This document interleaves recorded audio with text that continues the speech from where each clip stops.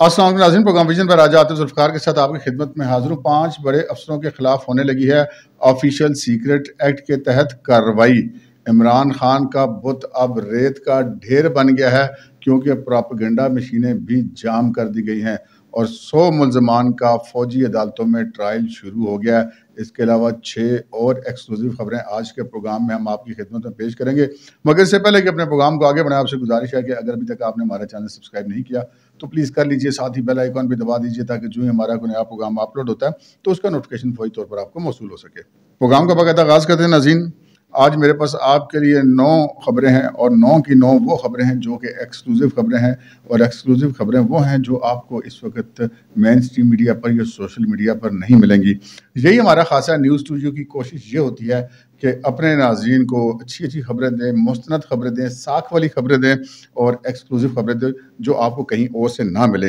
تو پروگرام کی خبریں پر آ جاتے ہیں جناب۔ سب سے پہلی خبر تو یہ ہے کہ جو ایک خواتین کی محتسب ہیں محترمہ فوزیہ وقار صاحبہ، انہوں نے آج کیا ہے لاہور کا دورہ، اور لاہور میں وہ آئی جی جیل خانہ جات سے بھی ملی ہیں، لاہور پولیس کے افسران سے بھی ملی ہیں، لیکن سب سے امپورٹنٹ چیز یہ ہے کہ انہوں نے کوٹ لکھپت جیل کا دورہ کیا ہے، چونکہ یہ خواتین کے احتساب سے متعلق یہ جو خواتین کی متسب ہیں فوزیہ وقار صاحبہ، تو یہ آج کل چونکہ آپ کو پتہ ہے نا بہت زیادہ پروپیگنڈا ہو رہا ہے کہ جی پی ٹی آئی کی خواتین کے ساتھ کوئی بڑی بدسلوکی کی جا رہی ہے، تو انہوں نے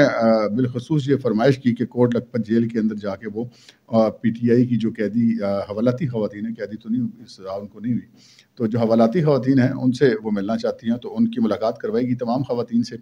انہوں نے سب خواتین سے فرداً پوچھا کہ ان کو کیا جیل میں جو سہولتیں ملنی چاہیے وہ مل رہی ہیں، کیا ان کے ساتھ کوئی کسی قسم کا کوئی ٹارچر، کسی قسم کا کوئی زیادتی اور کوئی ایسی چیز تو نہیں۔ تو جو ہمیں اطلاع ملی ہے وہ یہ ہے کہ ان تمام خواتین نے کہا کہ ٹھیک ہے، جس بھی کیس میں وہ حوالات میں ہیں وہ تو ایک تکلیف ہے ہی ہے انسان کو، لیکن جیل کے اندر ان کے ساتھ کوئی ایسی بدسلوکی نہیں کی گئی جس کی وہ شکایت کر سکیں۔ بالخصوص جو خدیجہ شاہ صاحبہ ہیں ان سے انہوں نے ملاقات کی، اور خدیجہ شاہ نے بھی ان کو اطمینان بخش جواب دیا، ان کا کہ جی کوئی ایسا مجھے یہاں پہ مسئلہ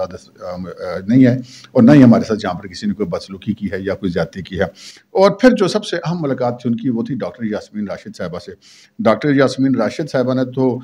مزید آگے بڑھ کر یہ بات کہی کہ ان کو نہ صرف یہ کہ جیل کے اندر کوئی مسئلہ نہیں ہے، ان کو جو فوڈ ہے، جو ان کا ہیلتھ کے معاملات ہیں وہ سب بڑے پراپر طریقے سے لک آفٹر کیے جا رہے ہیں، بلکہ انہوں نے یہ کہا کہ ان کی تو جیل میں بہت زیادہ عزت کی جا رہی ہے، لوگ بڑے جو جیل پولیس ہے، انتظامیہ ہے، وہ ان سے بڑے عزت و احترام سے پیش آتے ہیں۔ تو یہ ایک ایسی خبر تھی کہ ہم نے کہا کہ جو جعلی پروپیگنڈا ہے نا اس کے توڑ کے لیے ہم نے کہا کہ پروگرام کے شروع میں آپ کو یہ خبر دیں۔ آگے بڑھتے ہیں جناب۔ ایک اور اچھی خبر یہ ہے کہ سپریم کورٹ آف پاکستان میں جج مقرر ہوئی ہیں جسٹس مسرت ہلالی صاحبہ۔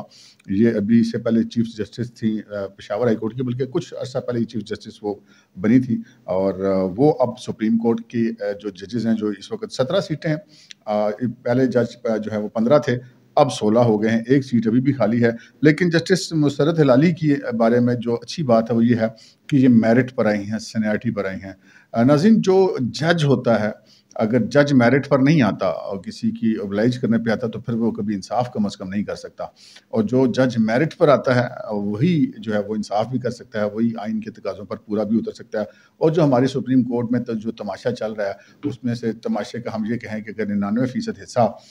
اس وجہ سے ہے کہ اس میں بعض جج جو ہے وہ سینیارٹی کی لائن کو کراس کر کے لائے گئے تھے، مخصوص مبینہ طور پہ مقاصد پر لائے گئے تھے، اور اسی کی وجہ سے سارا جو ہے وہ آئینی اور قانونی فساد کھڑا ہوا۔ لیکن جو آئین پسند ججز جو میرٹ پر آتے ہیں ان کی تعداد بڑھتی جائے گی تو انشاءاللہ یہ معاملات آپ کو بہتری کی طرف جاتے ہوئے نظر آئیں گے۔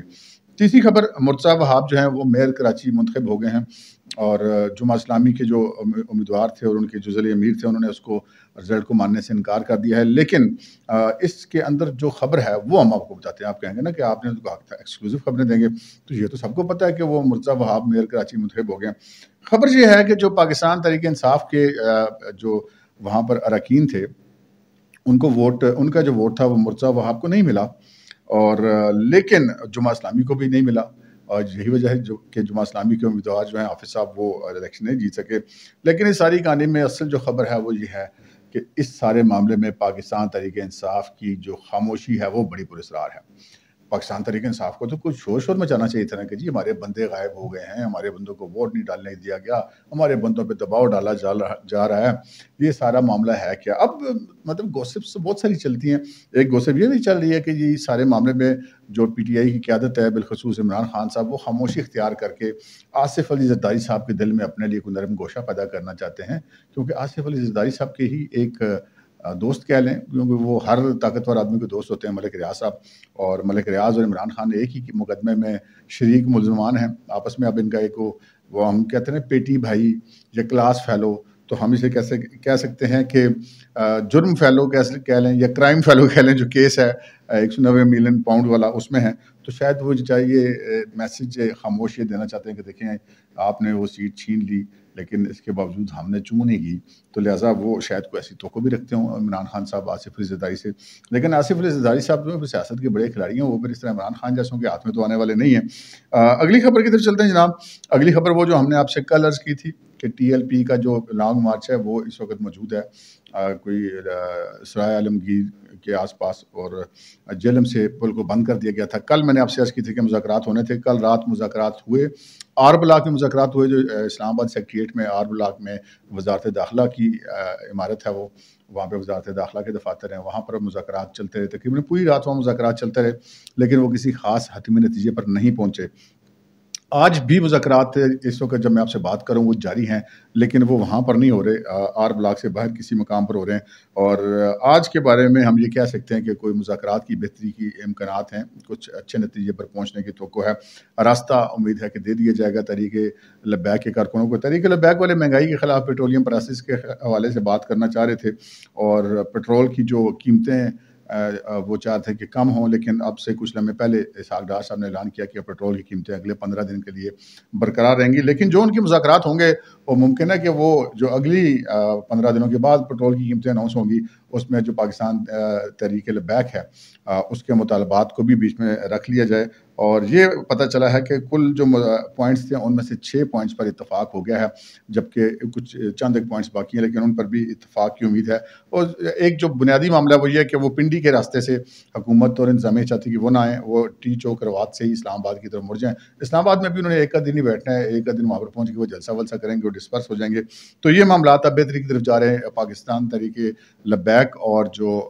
हुकूमत के दरमियान मुज़ाकरात वो कामयाबी की तरफ बढ़ रहे हैं। और अब अपनी पाँचवीं खबर की तरफ जा रहे हैं जनाब। पाँचवीं खबर ये है कि जो इमरान खान साहब हैं वो आपके सामने ही है कि कैसे वो 1 महीने के अंदर अंदर वो जो एक बड़े अफरियत बने हुए थे, मतलब वो कहते हैं कि पूरी कौम की ताकत मेरे साथ है, और वो जो 23 करोड़ अवाम है उनमें से 70% से ज़्यादा अक्सरियत मेरे साथ है और वो मेरे कहने पे चलते हैं, वो अचानक ही डिसमेंटल हो गए हैं। वो हर रोज़ जो है वो गहराई की तरफ गिर रहे हैं, और वो गिरना उनका रोज़ाना उसमें तेज़ी आती जा रही है। अब कल की भी जो उन्होंने वो व्लॉग करते हैं ना आजकल इमरान खान साहब भी, तो उन्होंने अपने व्लॉग में आर्मी चीफ के बड़े ही तरले किए कि जी मुझसे बात कर लें। और अल्लाह की शान है कि जी वो बंदा जो कल तक कह रहा था कि मैंने तो सबके फ़ोन ब्लॉक कर दिए हैं और बाकी इन चोरों डाकुओं से मैं बात नहीं करना चाहता, कहाँ वो अब वो आज खुद ही एक तरफा ही वो लिस्ट भी जारी कर देता है मुज़ाकराती टीम की, लेकिन फिर भी कोई बात करने को तैयार नहीं है। तो वो मुसलसल गिर रहे हैं जी, कुएँ में खाई में समझ लें, जहाँ भी है वो नीचे ही नीचे जा रहे हैं। और इस वक्त जो है उनका जो इलेक्शन वाला मामला है वो तो तकरीबन सारा हो गया ख़त्म, क्योंकि पाकिस्तान तहरीक इंसाफ आइंदा इलेक्शंस में जो हम जैसे सहाफ़ती तज्ज़ियाकार हैं, हमें अगले इलेक्शन में पाकिस्तान तहरीक इंसाफ कहीं पर भी नज़र नहीं आ रही है। और इसमें नज़र आने की बहुत सारी वजह है। एक तो ये कि जो तरीके होते हैं ना, कहा जा रहा था कि -1 होगा जी, इमरान खान को माइनस कर दीजिएगा, -1 होगा और कोई इसको कबूल करेगा या नहीं करेगा, बहुत सारी बातें हो रही थी। लेकिन फिर करने वालों ने ऐसा काम किया कि -1 नहीं हुआ, -आल हो गया। अकेला इमरान खान ही रह गया। वो ये कहते हैं कि इमरान खान को मंजर से हटा दिया जाएगा तो बाकी सारी पार्टी रहेगी, लेकिन पोजीशन ये कि इमरान खान तो मंजर पे मौजूद है, लेकिन सारी पार्टी नीचे से निकल चुकी है। इमरान खान साहब कब तक मंजर पे मौजूद रहेंगे ये भी आपको इंशाल्लाह ज़रूर बताएंगे। लेकिन इस वक्त जो सिचुएशन ये है कि इकॉनमी की सूरत हाल बेहतर हो रही है, और जो IMF के साथ मायदा था वो तो आप उसको तकरीबन फारग ही समझें, लेकिन इकॉनमी की सूरत हाल कैसे बेहतर हो रही है, ये बड़ी अच्छी खबरें हैं 2-3, वो आपके साथ एंड में जाके शेयर करेंगे। उससे हम आगे बढ़ते हैं जनाब, बात करते हैं मिलिट्री कोर्ट्स की। मिलिट्री कोर्ट्स की हम सुन रहे थे कि केसेस अब उनकी तरफ जा रहे हैं। बहुत सारे मुल्ज़मान जो हैं वो 9 मई के वाक़यात के वो मिलिट्री कोर्ट्स के में ट्रायल करने के लिए जो है वो पाक फ़ौज के हवाले कर दिए गए थे। और ये पता चला कि जी अब तक 5 जो शहर हैं बड़े جن میں آپ گجرانوالہ ہے، لاہور ہے، راولپنڈی ہے، پشاور ہے اور میاں والی میں ہے۔ یہاں پر جو ہے وہ ملٹری کورٹس جو ہیں وہ قائم کر دی گئی ہیں۔ کل 17 ملٹری کورٹس ہوں گی جی جہاں پر یہ ٹرائل چلیں گے، اور ابتدا اس کی پشاور سے ہو گئی ہے۔ ملٹری کورٹس نے وہاں پر باقاعدہ کام شروع کر دیا ہے، وہاں پر ملزمان کے خلاف ٹرائل شروع کر دیا گیا ہے۔ جو وہاں پر ریڈیو پاکستان پر ایک عمارت پر حملہ ہوا، قلعہ بالا حصار پر حملہ ہوا، اس کے بعد مرحلہ وار یہ پھر پنڈی اور پھر گجرانوالہ اور پھر لاہور اور میاں والی والے جو کیسز ہیں وہ بھی شروع ہو جائیں گے۔ ہمارے ذرائع کا یہ کہنا ہے کہ اب تک تقریباً 100 کے قریب ملزمان ایسے ہیں جن کے خلاف ملٹری کورٹ میں ٹرائل جو ہے وہ اب زیادہ تر کے خلاف تو شروع ہو گیا ہے، اور جن کے خلاف نہیں بھی شروع ہوا تو وہ بس آج کل کی بات ہے، ایک دو دن کی بات ہے، ان کے خلاف بھی ٹرائل شروع ہو جائے گا۔ کیونکہ ملٹری کورٹ جو ہے وہ اوپنلی کام نہیں کرتی، وہ اپنے فوج کے اندر ہی کام کرتی ہے، تو اس کی خبریں پھر وہ انہوں نے کب کام شروع کیے، کہاں تک پہنچا، تو وہ اتنی آسان نہیں ہوتی باہر آنا کہ اگر وکلاء وغیرہ چونکہ دونوں سائڈوں سے وہاں پہ سویلین پیش ہو گئے، ایون پاک فوج کی طرف سے بھی سویلین وکلاء پیش ہوں گے، ملٹری کورٹس کے اندر ملزمان کی طرف سے تو ہوں گے، تو اس وقت یہ خبریں آہستہ آہستہ باہر آنی شروع ہوں گی۔ لیکن ہم آپ کو یہ خبر دے رہے ہیں ایڈوانس میں کہ جی ملٹری کورٹ میں 9 مئی کے واقع ملزمان کا جو ٹرائل کا عمل جو ہے وہ باقاعدہ طور پہ شروع ہو گیا ہے۔ آگے آتے ہیں جناب ایک اور خبر کی طرف، اور وہ خبر جو ہے وہ بڑی امپورٹنٹ ہے۔ خبر یہ ہے کہ جناب جو میں نے آپ سے کل کے پروگرام میں شیئر کی تھی 2 FIRs، جس میں یہ 2 مقدمات اسلام آباد میں درج ہوئے، اور میجر عادل راجہ والا کیس تھا، اور حیدر مہدی والا اور جو دیگر ان کے ساتھ لوگ تھے، اور پھر جو صابر شاکر اور وجاہت مسعود اور جو ڈاکٹر معید پیر زادہ، اس قسم کے جو لوگ تھے، ان کے خلاف جو مقدمات اسلام آباد میں درج ہوئے تھے، ان کے حوالے سے جو ہے وہ دباؤ مزید بڑھانے کا فیصلہ کیا گیا۔ ایک تو جن ممالک میں وہ موجود ہیں وہاں پر ان کے خلاف قانونی کارروائی کے لیے جو ہے وہ